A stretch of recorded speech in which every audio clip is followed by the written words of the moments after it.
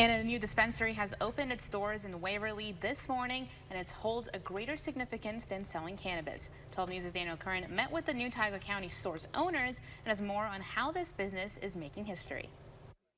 The Hazy Daze cannabis dispensary opened its doors on Broad Street in Waverly on Thursday, making it the first legal dispensary in Tioga County.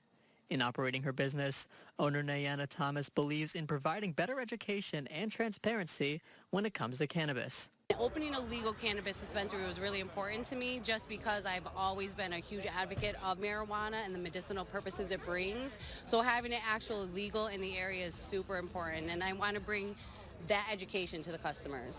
Thomas says before Hazy Daze, residents around the county dealt with illegal sticker shops.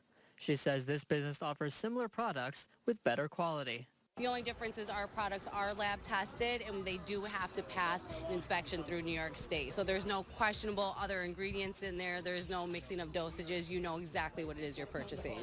General Counsel for Hazy Daze, John Makowicz, says the licensing on the store is crucial for keeping customers safe. The community before had options, but none of them were safe, none of them were healthy for them. So now you have products that aren't going to have lead, that's not going to have mold in it, other bacteria.